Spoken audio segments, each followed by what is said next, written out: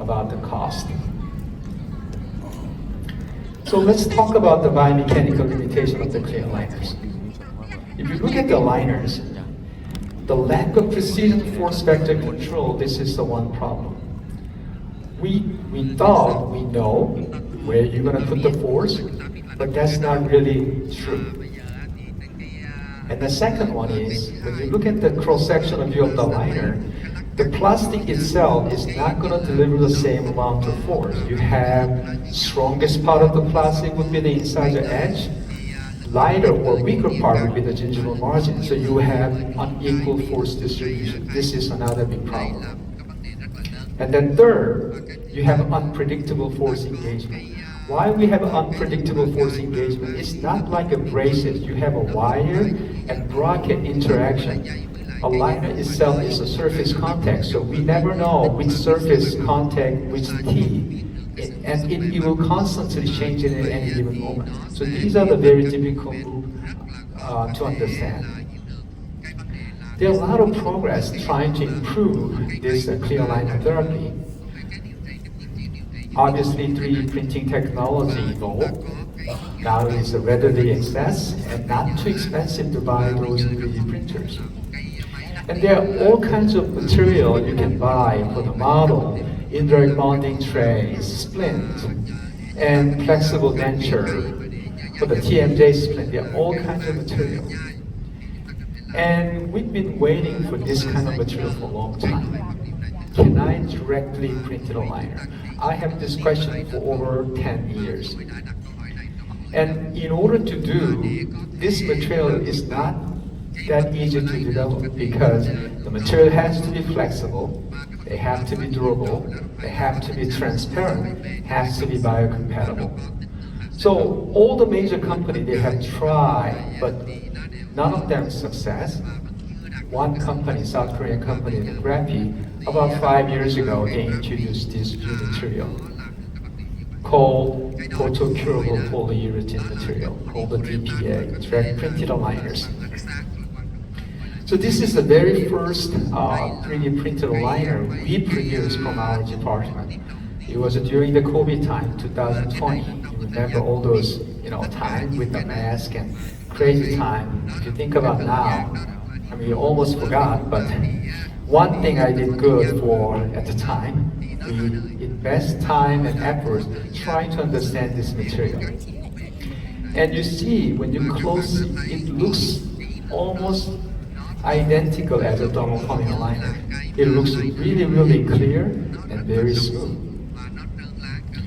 So why all the buzz? Why you spend time and money to come here today and sitting in this room and listening to some random guy from the United States talking about the 3D printed aligners? Why is all the buzz? Because we recognize saving time is saving money, correct? Oh, I don't need to print the model, I'm going to save a lot of time. That means I'm going to save a lot of money, which is true. And also a lot of environmental factor. Think about all those plastic, not just the model, plastic sheets. After you cut it out the liner, you have to throw them away. And there is one study, they're looking at the dental aligner case. They compare with the climate change impact, with the thermoforming aligner, with the printed aligner. Obviously, you have much bigger impact with the thermoforming aligner because you're going to waste a lot of energy and raw material. So this becomes more and more issue from the patients actually asking us. In terms of the material progress, thermoforming aligner, they developed multi-layer plastics and try to improve the mechanical properties. They always have a higher force level, but if they have a multiple layer at the same time, you can decrease the force level. But going back to the accuracy study, Dr. Nick did a study in 2009. Average accuracy of with the Invisalign was at the time was 41%. And they use an older material. They introduced a new material 2013 called the Smart Track, which is still we are using it with the Invisalign.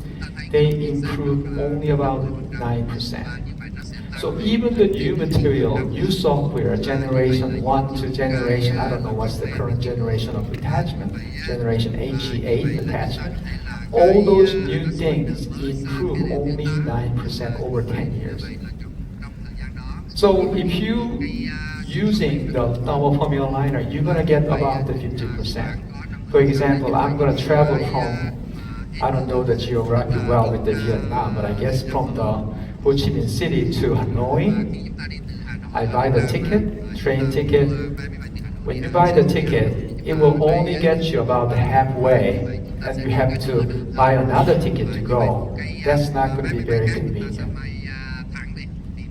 So let's think about this material expenses. Why with a line of manufacturing problem and maybe material problem and biomechanics problem, even the new material and maybe the treatment planning, all these things are actually limiting our treatment planning, and that we have only 50% of the treatment effect. In terms of the manufacturing for the thermal formula liner, because you have to make the suck down, some of the detailed anatomy cannot be captured well.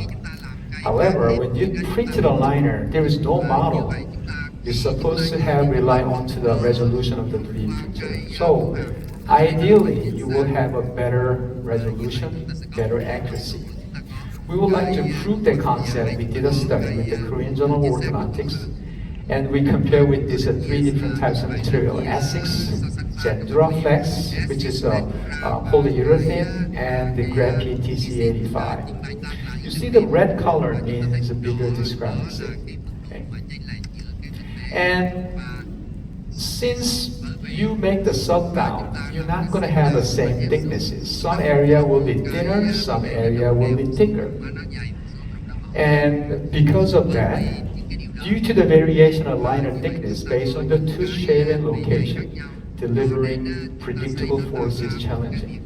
So all these in vitro studies saying, oh, I'm having 0.5 millimeter plastic thickness. If I deflect this 0.5 millimeter thickness to 0.25 millimeter deflection, they're supposed to create this much of the force, which is great. However, when you apply that knowledge directly to the patient, you have zero idea how the thickness of this plastic will be centering inside the cervical region, lateral inside the inside the edges, and molar, and so forth.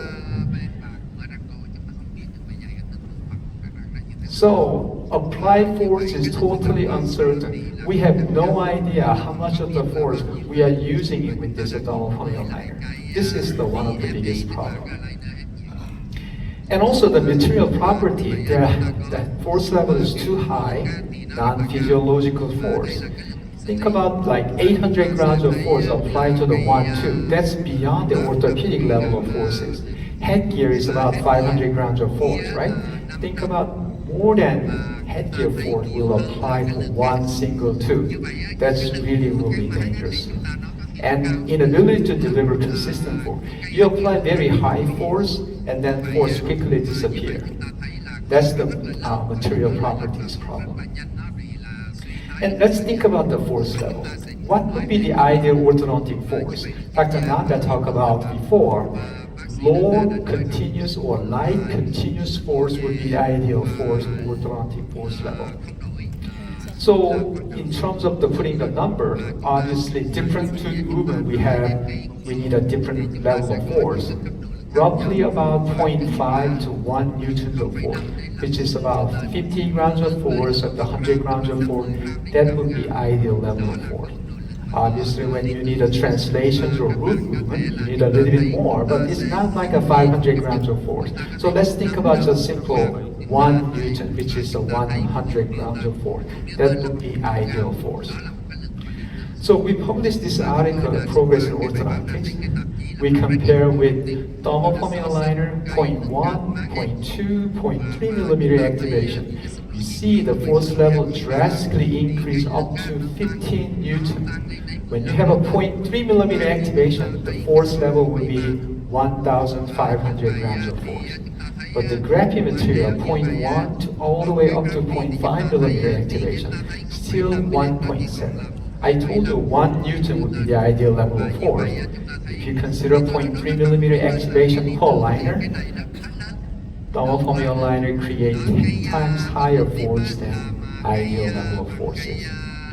This is the fundamental difference between the thermoforming versus the printed liners.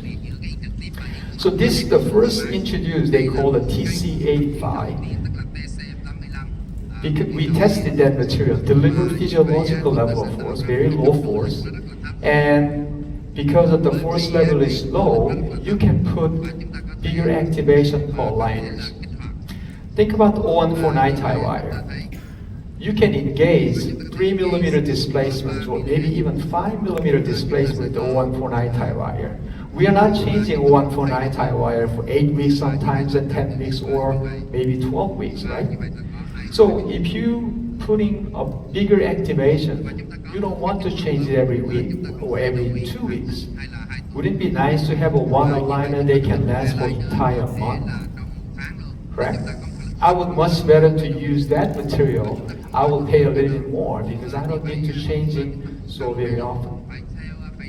And that means reduce the number of liner required. In terms of the stress relaxation, we can say when you have a power chain to put the patients on, first day when you put the power chain very tight, and 1 day, 2 days after power chain, they lost all the power because of stress relaxation. This is one of the website. Stress relaxation in 3 days, you lost 90% of the power. So maybe that's the reason why they have to use a very high level of force initially, because you're going to lose 90% of the power in 3 days.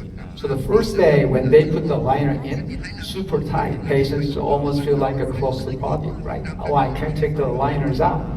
You say, oh, that's okay, because in 3 days, the force level will go down significantly.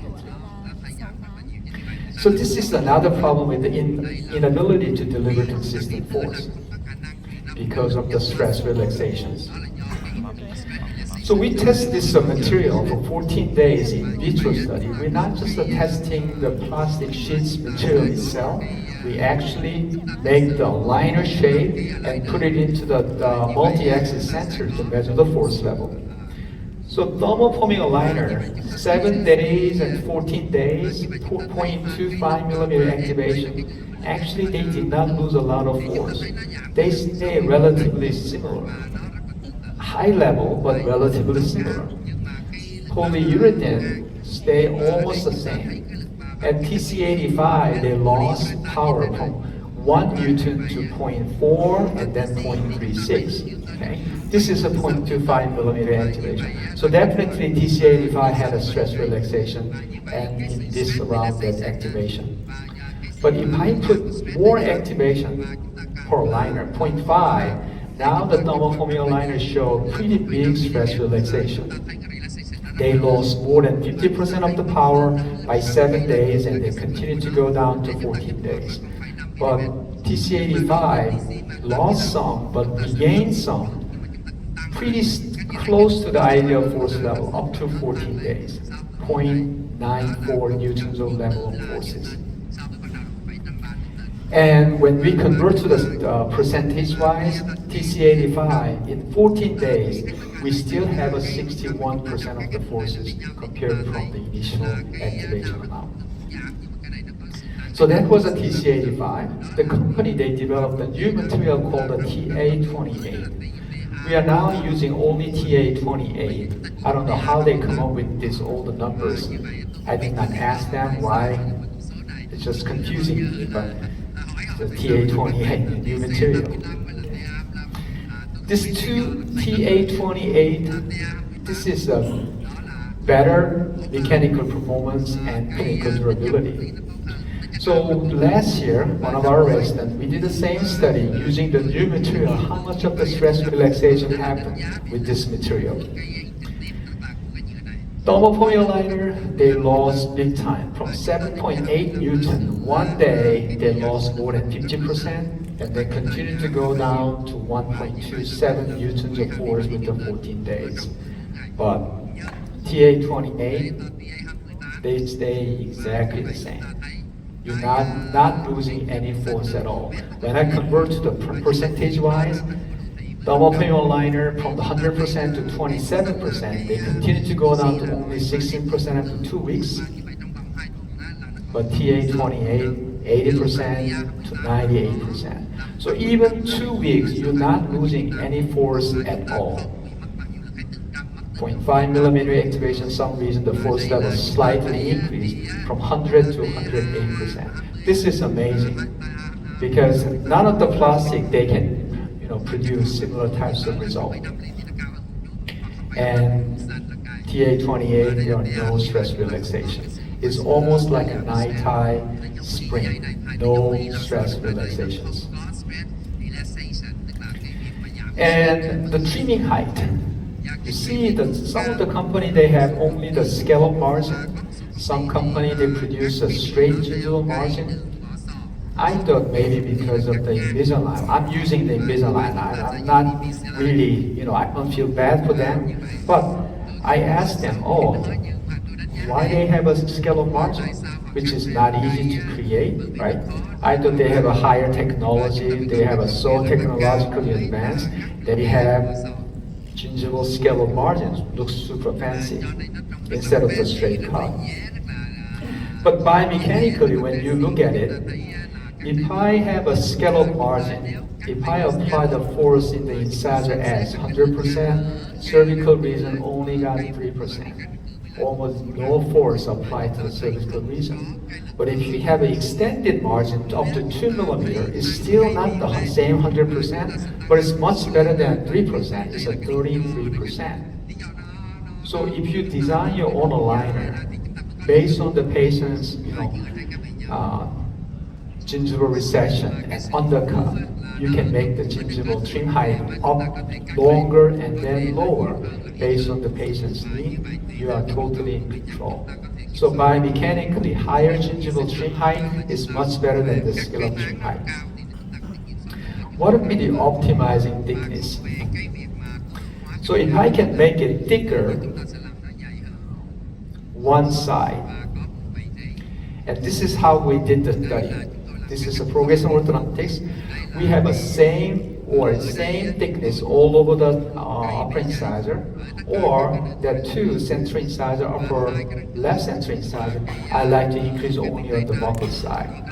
Or if I increase only adjacent teeth, or maybe because I don't want any kind of side effect, I'm going to increase different opposite side of the palatal side on this pew. So we have 5 different thicknesses. It shows fine-tuning aligner thickness and shape allows to deliver precise forces where needed while minimizing unwanted force. I don't have time to look at all the individual numbers, but basically if you have a translational force for the 1, 2, you're going to have unwanted side effect with the adjacent teeth. It's like a biomechanics, that totally makes sense, but we don't usually look at that unwanted side effect. You can minimize the unwanted side effect based on you increase or decrease the thicknesses. A lot of time the anterior open bite cases, you can increase the occlusal table like this, and then some kind of intrusive force. For example, this patient, pretty significant anterior open bite. Patients, we finished with the nice overbite and class 1 occlusion. This is a relapse cases. So we made the liner, and you see those areas we gave her additional 0.5 millimeter thicknesses, upper molars and the lower molars. And we have, at that time, we have a bunch of attachment. You're trying to introduce some intrusive force that will extrude the upper incisor and lower incisor. And this is after 3 weeks. Her bite closed down significantly, and this is about 6 weeks. So that's before, and that's about 6 weeks after. Obviously, we put a button and have some rubber bands, but even without the rubber band, we were able to close a bite all the way down. So this is another advantage, using various thicknesses depending on what you need.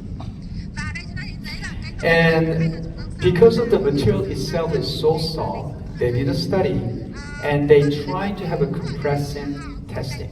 Okay? Invisalign or any other dermal liner, you can put a fake attachment to a occlusal table. But the fake attachment, there is no plastic inside, it's not a solid one. So they compress with the TC85 totally filled or blank, or PETG with the blank. And turned out, even the material TC85 is softer. Compression tests, they withstand better than dermal liners. Let's look at this patient. This patient's lower incisor had a significant gingival recession. And we are kind of concerned about the gingival recession. So patients look at the model from the side. And we made the liners, extended gingival margin. And instead of putting any kind of attachment, we make a little bit of bump because we like to put more force to the gingival cervical area. Okay? So that's the day we deliver the liners. And this is after about 2 weeks or 3 weeks. So that's from the side view. You can see before and after. Maybe the color is not really showing too much, but when I do the superimposition, that's before. And you see the central incisor move back lingually. And that's before. That's after.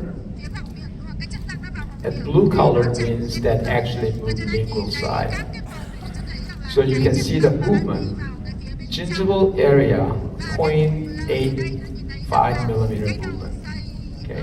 Those areas are supposed to be the weakest of plastic, but we extended arm, we extended gingival margin, and we put a bump, or we call the pressure point, trying to put a little bit of more root movement. So that's before and after.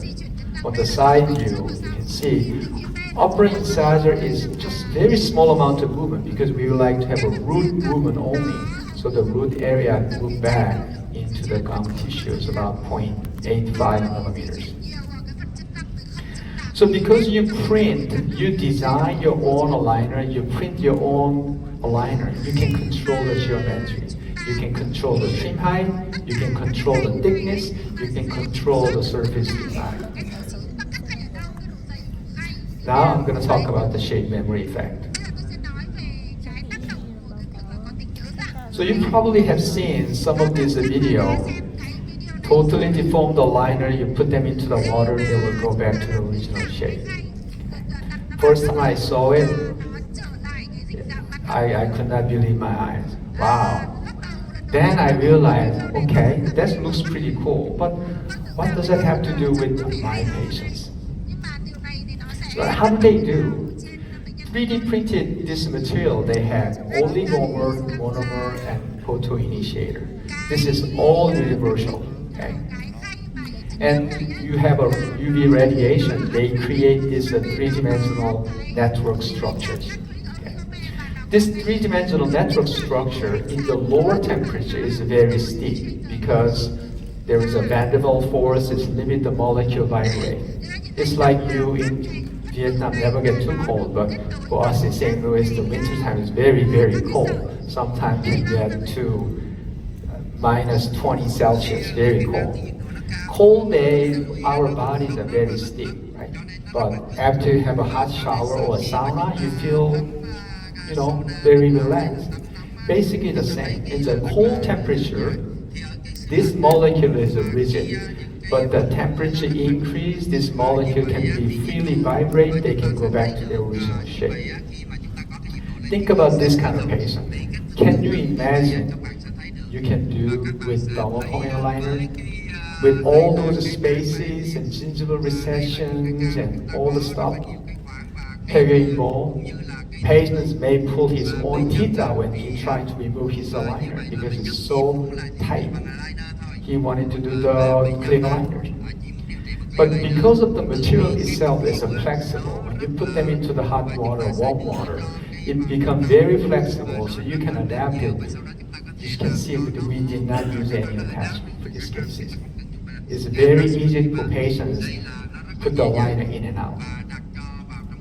This is a closer view. We have a TAD trying to intrude the molars. And Dr. Nada talked about the chewy. This just doesn't make sense. Okay? Why do you need a chewy? You're going to have a deflection of the liner. And also, patients, every time they remove the liner from their mouth, they potentially introduce pretty big deformation of the liners. Okay? A lot of time, patients, they have one specific area to try to grab the liner. They're always on one side. Think about the plastic will deform. You have a much bigger deformation. Eventually, a liner is not going to fit well inside. And I'm going to explain to you just a slightly different view, which called the creep behavior. So let's assume I'm buying the big watermelon from the grocery store, and this plastic bag is a liner. Okay? Watermelon weight is not getting heavier, but you're holding the plastic bag. You bought it from the store. By the time you arrive at home, this plastic bag will stretch out, right? Because of the stress we're putting into the liner, we call the creep behavior. And a liner lose shape and fit over time due to the material creep during the wear. This is very common. And that will introduce permanent deformation. And once this PETG water bottle totally deforms, there is no way they go back to their original shape. This is a fundamental problem of the clear liner. Initially they fit well, high force.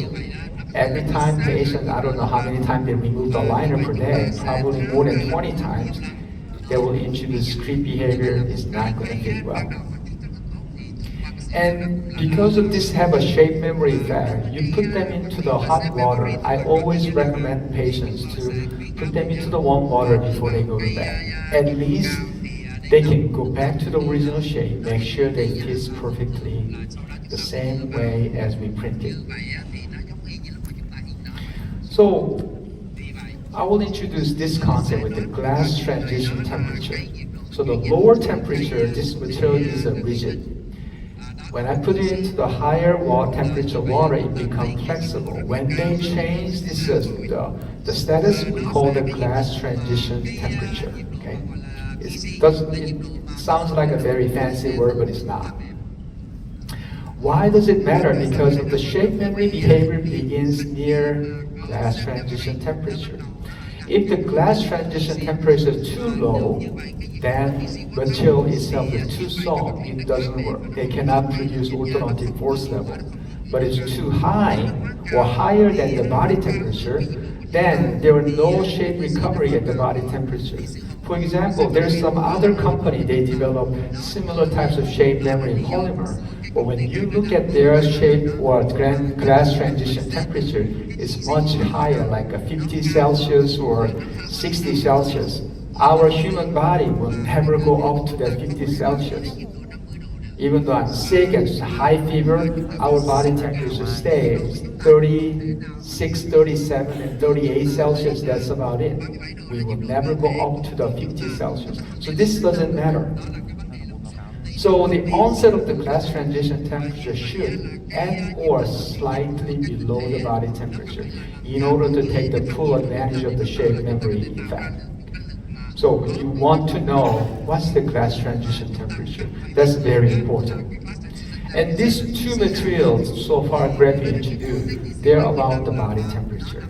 Your material has slightly higher, but still relatively closer to the body temperature. So when you put the liner in, sometimes it doesn't fit well because of you taking up from the room temperature. If you keep them into the patient's mouth, in a few minutes, it can become flexible. They should be able to fit it all the way down into their teeth. So this is kind of direct printed liners with the shape memory polymer. They can have a consistent force delivery, and also we can change the geometric modification to increase or decrease, and also this shape memory effect at the body temperature have a huge fundamental advantage over to thermoforming liners. So let's talk about the attachment. When patients all excited about, oh, I'm going to have a clear liner therapy, come to your office, and you say, yeah, I can do the clear liner, but I need to put these attachments. patient said, no, that doesn't look good. That looks actually horrible. Why we need attachment? Because we need to have some pressure application, enhance aligner grip, facilitating too complex movement. This is what the company told us, why we need attachment.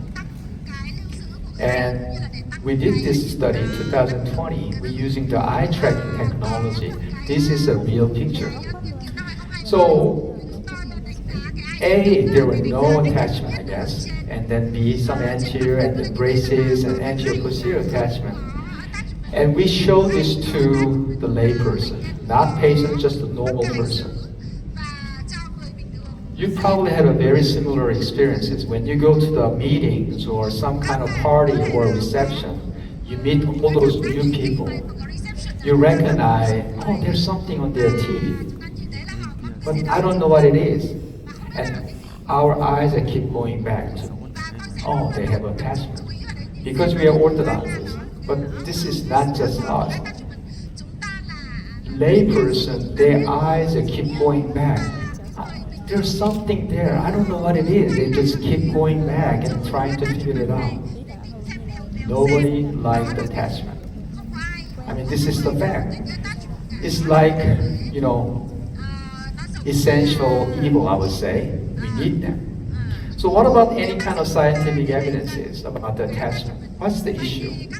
And when you go to the meeting, some big name speaker, they say, oh, you have to get rid of all the optimized attachment, replace to the rectangular attachments or triangular or whatever attachment.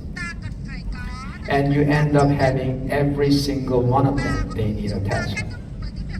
This is a really aesthetic treatment. And the study after study, these are the studies that I just put it into for the systematic review articles about the attachment. And the really scientific evidence is attachment can enhance aligner retention, but that's about it.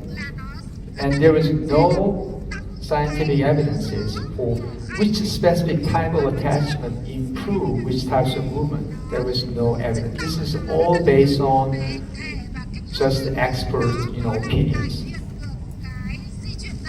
And not a lot of people talking about the attachment flash.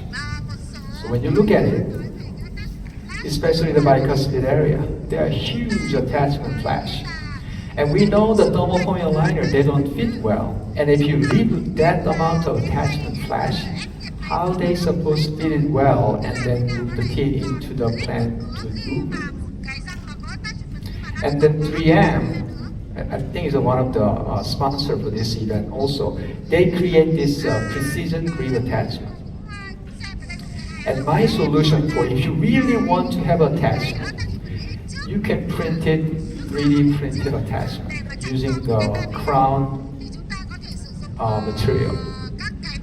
So we have a handle, we have some undercuts, you can print it multiple. It's super cheap because you're going to have a mass production. And then just to put it in freehand, just go ahead and glue them and take the handle out and then do the scan. Because of the 3D printed liner is going to fit perfectly well. Even though you leave a little bit of flash, it's okay because a liner itself is going to adapt into that flashes. If you really want to use attachment. So once you put that 3D printed attachment, there was no flashes. But I still don't want to use this one. And the surface variation. And this liner study, they show resin monomers, they will release some bad chemical even in the 1 week. We're not just using one attachment, we're using multiple attachments, correct? And this resin monomer leaching can be a problem because this is environmentally pretty dangerous. And also composite wear. What kind of material are you using? You're probably using the very soft types of flowable composite, right? And one study measured the volume of the attachment. 8 months, you lost 16% of the volume. Where do they go? Most likely, patients will swallow it. Recently, I have a few patients. They are pregnant patients and they're expecting baby. They came to us. Are these plastics are safe? And are these a composite? Any kind of chemical release into my body? Is it safe for my baby? So this is another big concern from the patient's view. And because we're using multiple, and then whenever you do the refinement scan, you have to use a high speed to grind them all out. And when you do the grinding, remove the attachment, they call the micro dust. Patients can, not just a swallow, inhale, they will cause some issue. There is a one study, 2025 study, is a high risk because of this dust is so small, they can go into our lung, can cause a lot of issue. So all these things, I really don't want to use attachment, if it's possible. I'm not saying I'm just a lazy, but I don't trust my assistant, and I just don't want to use attachment. This is the bottom line. And you have to ask yourself, what circumstances you really need attachment? Most of the time you need attachment for the retention, maybe rotations and extrusion. But the retention, you don't need attachment. You can control the undercut and make them thicker, or maybe the tight control, tight contact with the posterior teeth. So you don't need a retention attachment. So attachment is like a doorknob, this. Okay. If you have a soapy hands, or you're taking a shower, trying to open the bathroom door is slippery, you cannot get a good grip, you can't open the door. Especially the round tooth, the canine or premolar. That's the reason why I need this kind of attachment. And the rotation study, it only improved less than 3%. After all these optimized and new generation of attachment, rotation is still considered very, very difficult movement. And how much moment is needed? We talked about the force. What's the right amount of moment to rotate the tooth? There is one Chinese study. They came out that canine rotation, you need about 2 Newton. I would like you to remember these two numbers. Ideal orthodontic force level should be 1 Newton. We talked about the 100 grams of force. Ideal rotational moment for the canine is about 2 Newton millimeters. So remember the 2. And there is one Invisalign study. They collect the premolar rotation, even 1 degree per aligners. Okay. After patient used for 1 week, they collect the aligners and they measure how much of the moment they have. They still have a 9 Newton millimeter. And that's considered about 30% of force left. Initial should be 27 Newton millimeter. Ideal moment, what did I tell you? 2. Even 1 week wear, 9 Newton millimeter. Maybe we're using too high moment of force from this plastic. Maybe that's the reason why the rotation is very difficult to move. So even 1 degree rotation can create the excessive moment. So what does that mean? Do I have to stage like 0.5 degree per liner? Then you're going to end up having 200 liner for something rotation. This is crazy. So let's look at this patient. Patient is lower left first premolar knee rotation. It's about 333 degree rotation. So we put very aggressive activations, about 3 degree per liners. I don't know what's your liner protocol for the default rotation. Maybe 2 degree, 1.5. We did 3 degree, total 14 aligner plan. Then after the 14 aligners, we were able to rotate the canine. Even the very high activation amount. So you see the cane, the premolar. Supposed to be very difficult to move, but we were able to rotate the bicuspid. So I'm thinking about, okay, can I do without having any attachment? This is my question. Or if that's impossible, then can I do very minimum usage of attachment? So you see the bump inside, that's we call the pressure point. So instead of having an attachment, if I design inside of the liner, putting a little bit of extra bump for the pressure point, maybe I can rotate the incisor. Sorry for the bad hygiene, but you see the lower incisor, I put a pressure point. Okay. One aligner with the 2-week square, we were able to rotate the lower incisor. That's a 2 weeks with the one aligners.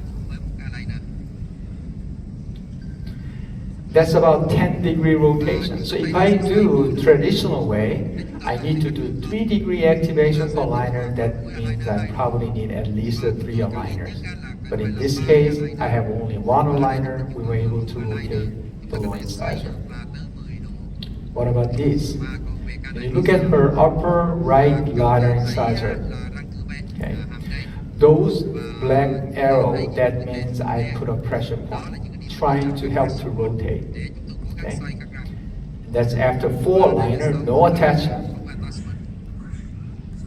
So the pressure point, we were able to rotate the lateral incisor, central incisor, even the canine. No attachments. And recently, we just published this European Journal of Orthodontics. And what we did, we tried to rotate the lateral incisor. So 3-degree rotation, I'm going to put the pressure point on the buccal side to rotate, or I'm going to put from the lingual side, opposite direction to rotate, or maybe I should put both buccal and lingual at the same time to rotate. And it turned out, you don't need attachment to rotate. Lingual side, which is a 9 Newton millimeter, still very excessive force, but you can rotate the lateral incisor without having any attachment. But that's for the lateral incisor. So what about the premolar? Premolar, what about if I'm putting those 2 boxes? Those are the pressure point. They slightly open the center rotation. Maybe I can create a rotational moment to rotate the premolar. That was the idea. So we just finished this study with the new material. We are looking for the canine. Okay? We like to distally rotate the canine. And we have a buccal pressure point, lingual pressure point, and buccal lingual pressure point with the new material TA28. And we measure the force, we call the root mean square. Okay?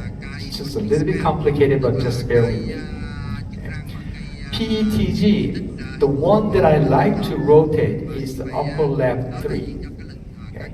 But the aligner itself, see the upper left 2, you have almost 3 times plus force going into the upper lateral incisor, and then upper left, you have a more force applied to the upper left 4 instead of the upper left 3. The upper left 3 is the one that I like to move.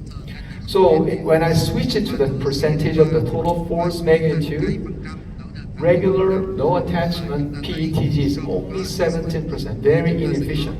I like to move the tooth, but the force is only apply 17% of the tooth that apply to the tooth. But if I adding more pressure point, the force is more targeted to that specific tooth.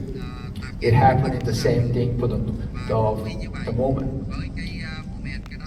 So the pressure point increase the proportion of targeted forces and moment directed toward the intended tooth movement. However, we don't know what's the size, ideal size.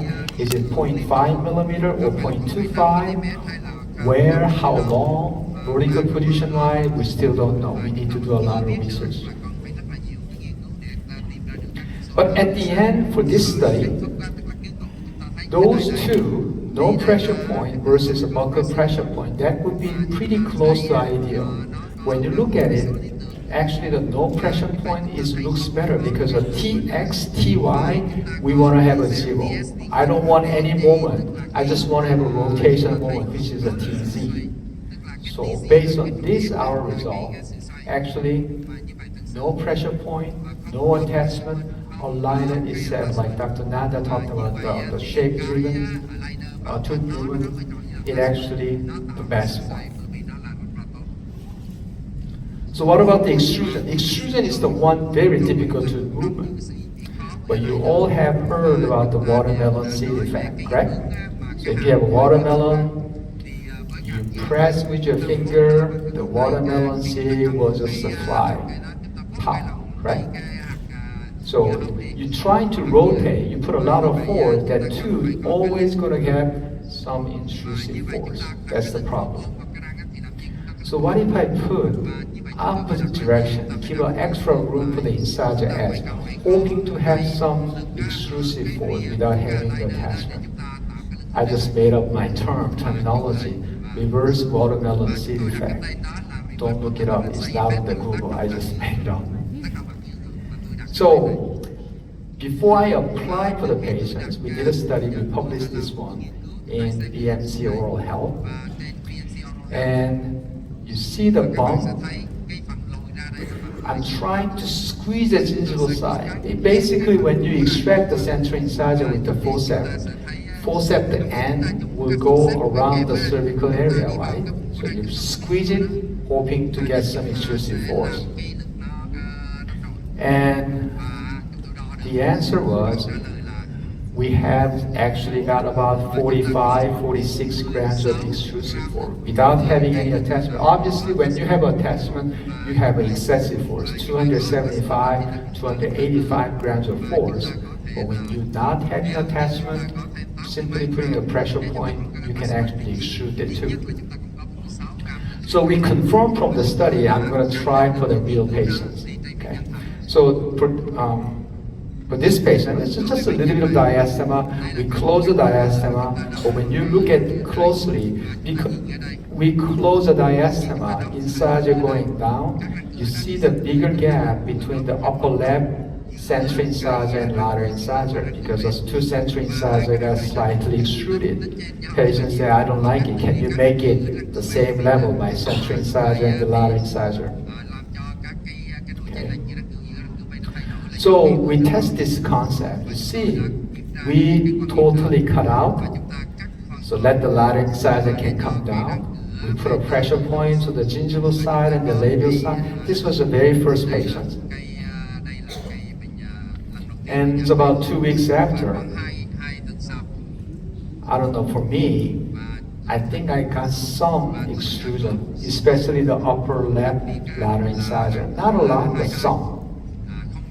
You see the blue color means the lateral incisor moved lingually. Very small, maybe 0.1, 0.2 millimeter extrusion, but I was so happy to see the extrusion without having any attachment. So we're going to apply for the opposite direction. Patients actually have attachment. This liner actually is not touching the attachment. Same thing for the 2 weeks. Definitely we have some extrusion for the upper right lateral incisor. So it shows the amount of extrusion, about 0.35 millimeter extrusion. So it's not done. We still have to do where, how much of the pressure point, but at least there is a potential. Now I'm going to talk about the class 2, sequential distalization. I still have 30 minutes. So sequential distalization. When you move, trying to distalize the second molar, you're going to have a force, visualization force from the first molar. And we're trying to use a class 2 elastics to compensate those visualization force. But because we are putting the force underneath the center of resistance for the upper, you end up having some intrusive force for the incisor and intrusive force for posterior teeth, which makes sense totally. But Dr. Almeida and we did a study using the older material with the IGC TAD with a bunch of attachment versus a elastic. We applied 1.66 newtons of force. Which one has a better or worse treatment outcome? This is a fine element study, and there are no differences.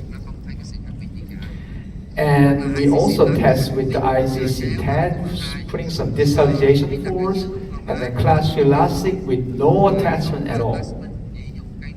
there are no differences. Finally, we tested with the no attachment versus the vertical attachment. Result was very surprising. Actually, no attachment has less anterior anchorage loss than bunch of vertical attachment. So it turned out putting the more attachment actually you cause more trouble than good. So 2 years ago, one of our residents, we did a study using the multi-axis sensor. Okay. So when we distalized the second molar, we thought we're going to have the same amount of force from gingival side to the incisor edge, but that's not true. As we know, plastic has an incisor edge has a stronger force than the gingival side. So that's not really true. You're going to have very small amount of force will be applied to the gingival side and incisor area. And because of the away from the center of resistance, you're going to have a lot of crown distal tipping. So we put a pressure point on the gingival side, hoping to get extra little bit of force for the gingival distalization force. So we put a pressure point and hoping to overcome the small amount of force applied for the gingival side.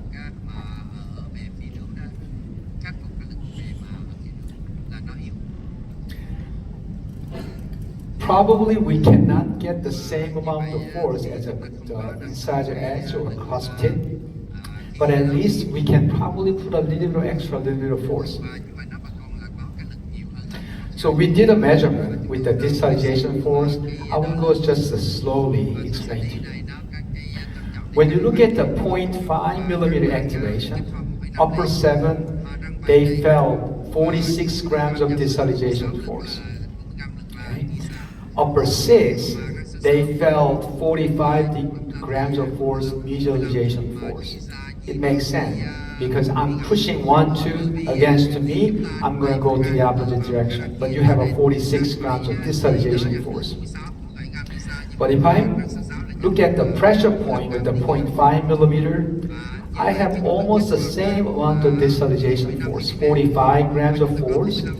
But look at the unwanted side effect with upper 6. It's smaller. Instead of 45 grams of medialization force, you have a 37 grams of medialization force, and all the other lingual and intrusive force, unwanted side effect force levels are much smaller than just aligner itself. And obviously, thermoforming aligner, you thought you're going to medialization force upper 7, but upper 7 fell medialization force, not distalization force, and the upper 6 fell over 200 grams of force of the medialization force, which is totally opposite than you expected. So this pressure point produced similar distalization force, but maybe the fewer unwanted side effect if you plan correctly. And we still don't know what would be the ideal size of the pressure point. So let's talk about the expansion. And this patient, we finished the treatment, but for some reason the premolars and molar were still crossbite. So we made the liners, not a big deal. We correct the posterior crossbite before and after. Okay, probably. I mean, you can do it with any types of aligners. But when we measure the force of amount of movement, premolar you have a little bit more movement than molar. Okay, first premolar has much bigger movement than first molar, very small. And I have another patient. She's only one side of the posterior crossbite. So we have a unilateral expansion. Opposite direction of the molar did not move at all. Only the 1, 2, we put it in, unilateral expansion. You see the color change. So the RPE, you're expanding force, transverse force is coming from the opposite arch, but the aligner itself is the U shape. You're not impacting the opposite side of the molar. Your expansion force is right next to the adjacent teeth. That's the point that I like to make. So you have decent amount of expansion for the first molar. So we decided to do the study using all kinds of strategy, trying to minimize those unwanted tipping effects. So we have a both side 0.5 millimeter activation, and we're trying to put the crown, lingual crown torques about 3 degrees. We had a very surprising result. So the thermoforming aligner, look at the force level. Lingual crown torque with the attachment in the red box over here, up of 4 felt lingual force, but the upper second premolar, green color, and then yellow color first molar and then second molar, they all felt like 300 grams of force and 1,000 grams of force. So when you put in the expansion with the aligner, with the attachment, second premolar felt 1,000 grams of force.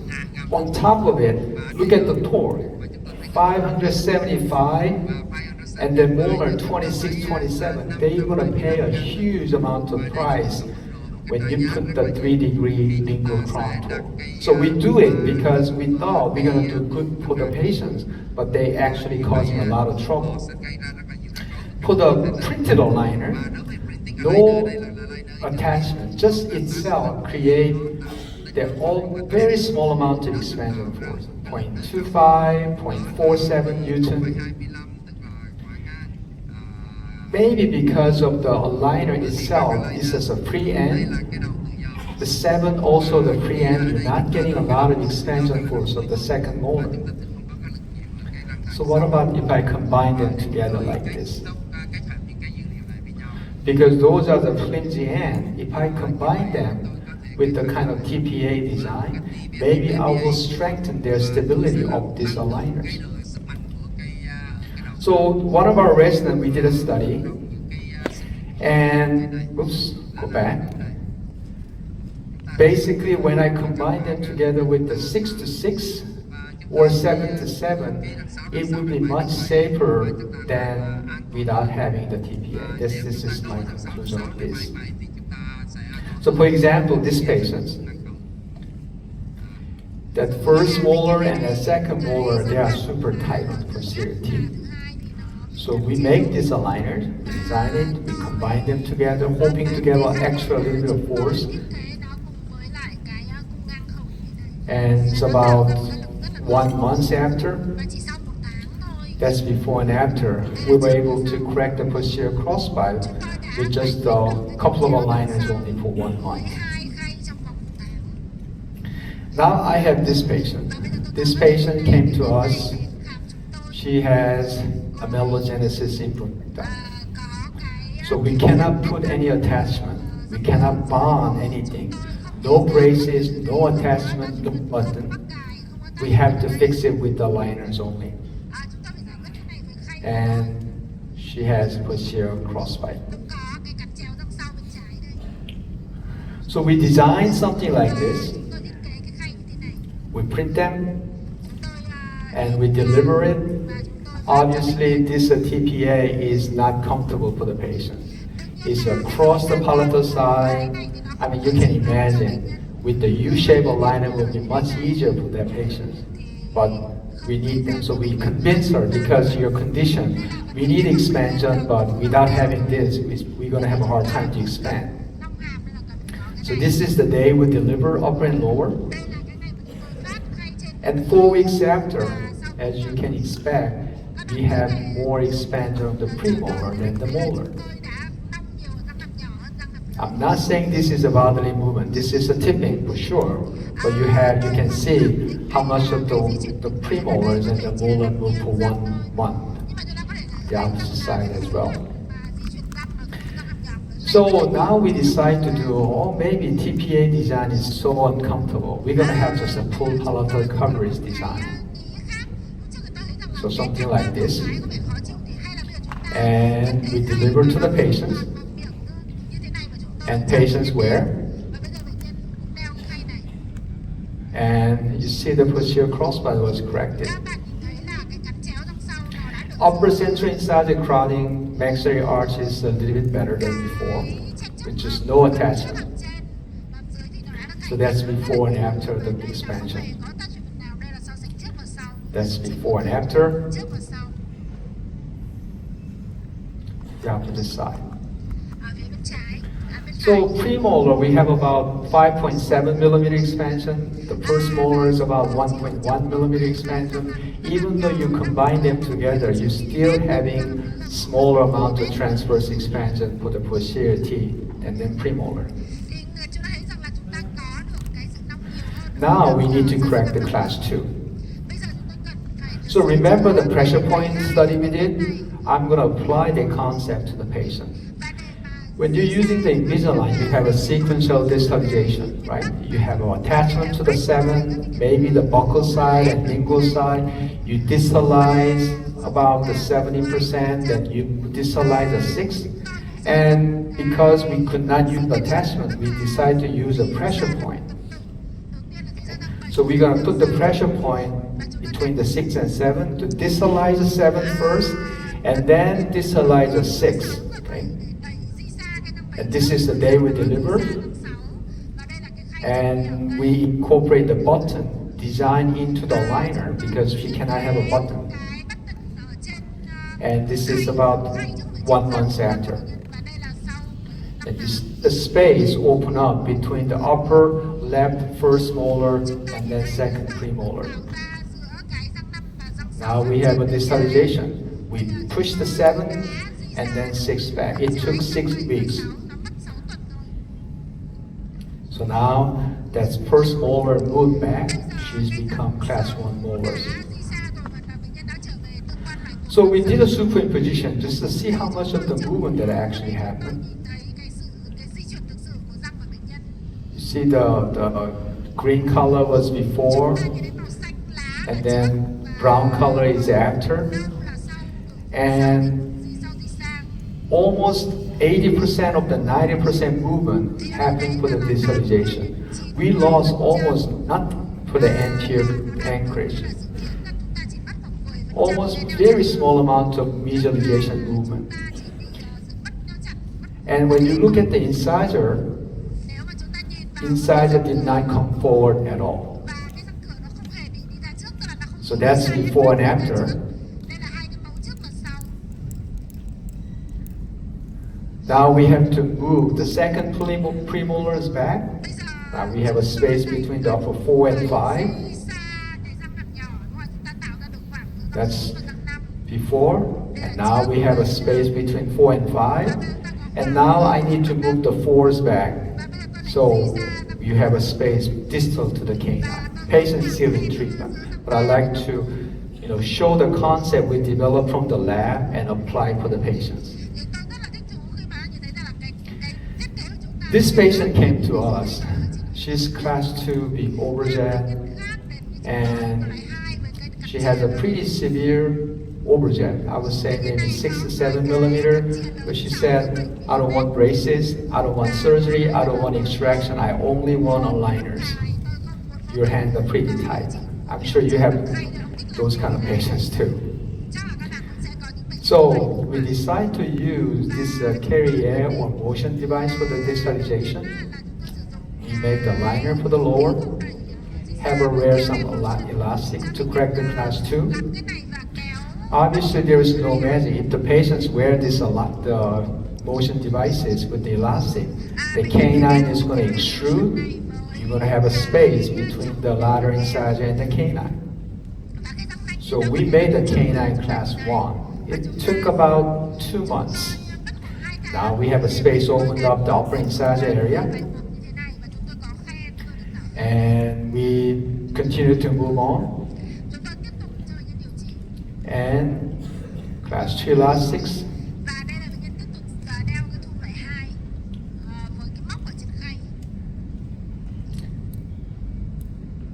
And we finish the treatment. And I'm not saying this is the most difficult treatment with the clear aligner, but I will explain to you why I decided to show this case.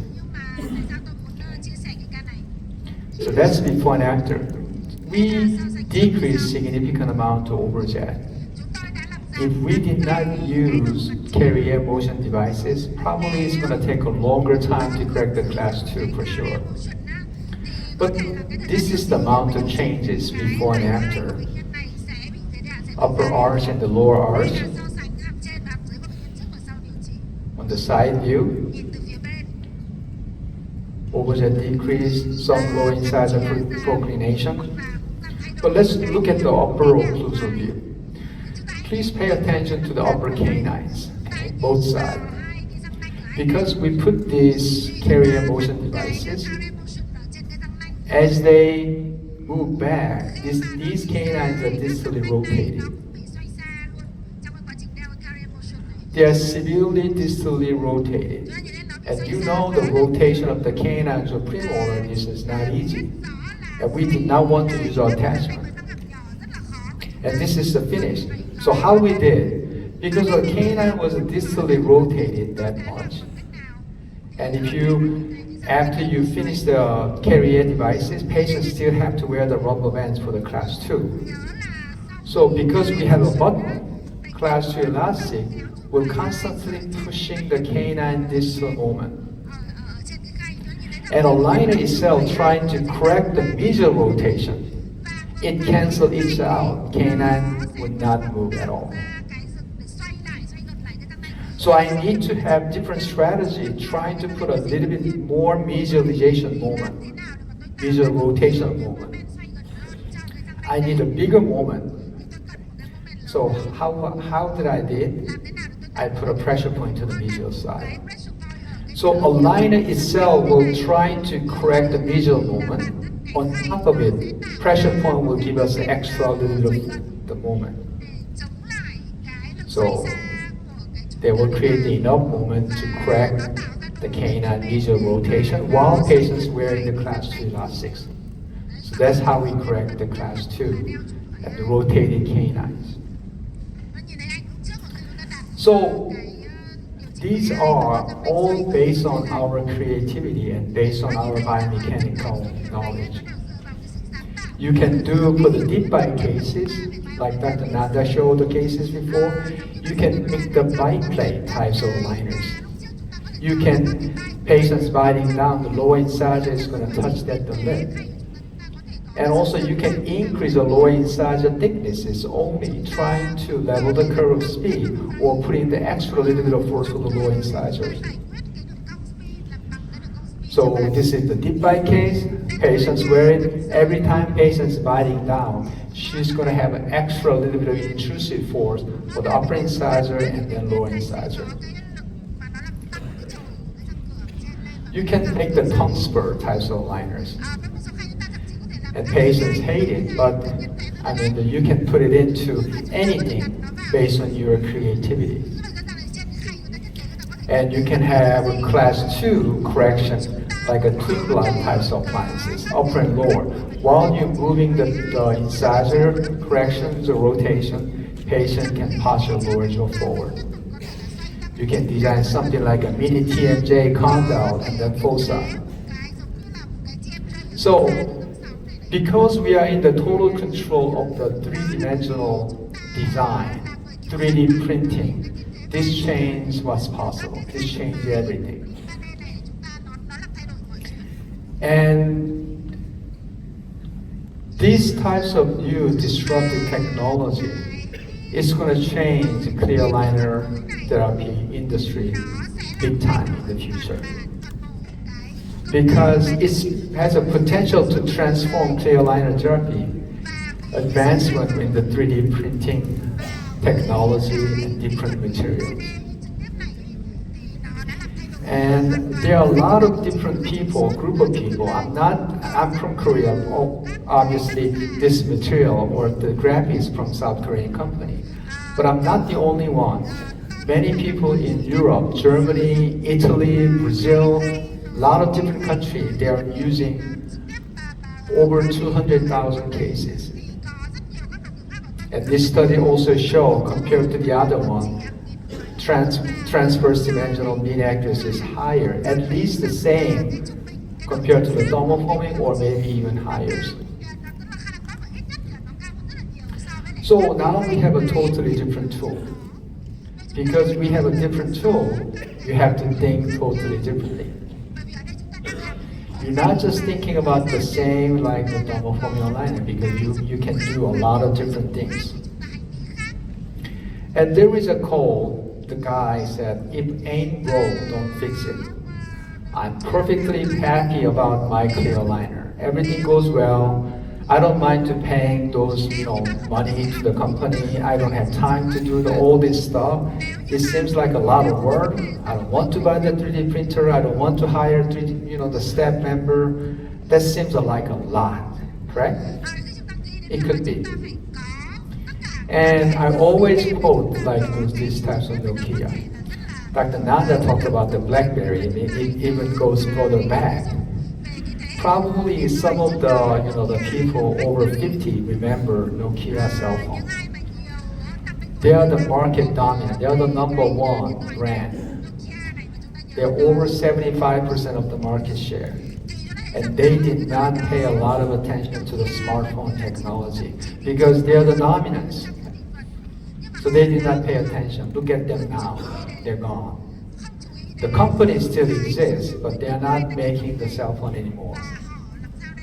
So would you rather be not adapting to the new technology, using the same old technology, kind of fall behind, or you're proactively participating and then learn new things and moving forward? And I got this question a lot. Every time I go to lecture and people come to me, Dr. Kim, I saw your research, I saw some of your cases, but your cases are very mild cases. I totally understand. But I'm a full-time academic. I'm not in the private practice. I don't see thousands of patients. I see very limited cases, and my patients are not the guinea pig. I want to start with something simple and then move forward. I don't want to try the extraction cases and all the crazy stuff. And they say, oh, maybe it's not ready. Maybe it's time to stop asking. Because it's already past 5 years. We have close to 100 scientific papers. It proved the concept, it works. Maybe it's time to start doing it. So this 3D printed shape memory aligner provides numerous advantages that I explained to you. The continued material development will enhance them further. When you think about your braces cases, you're not treating with the 014nitrile wire from the start to finish, correct? You're going to change to the 014nitrile to stainless steel wire, rectangular nitrile, TMA wire, different wire for the different reason. We're going to have a different material. I'm sure some company, maybe Graphic or maybe different company, will continue to develop the material. They may last for the longer time. They can create the bigger forces or moment where you need it, not just overall. And then 3D printer prices continue to get cheaper and then faster.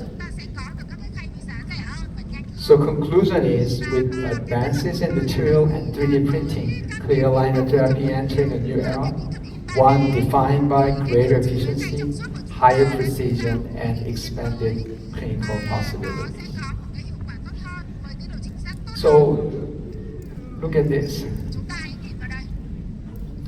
We don't have the technology yet, but who knows in the future, one 3D printer, they can mold it multiple, material to print a different area. Thank you so much for your attention.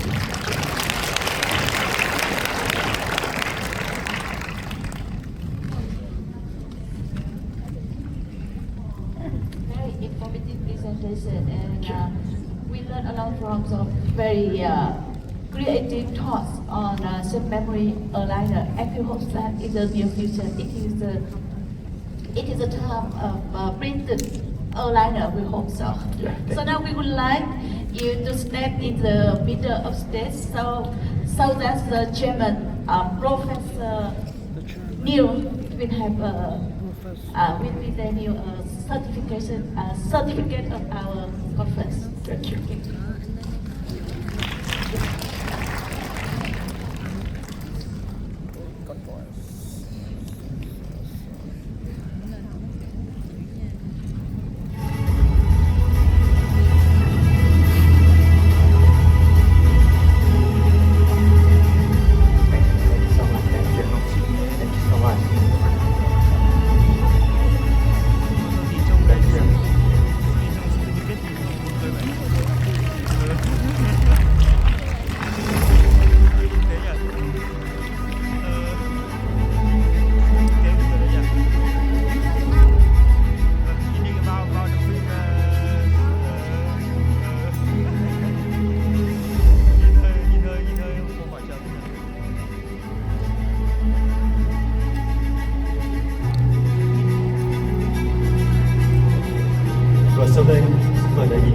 calligraphy,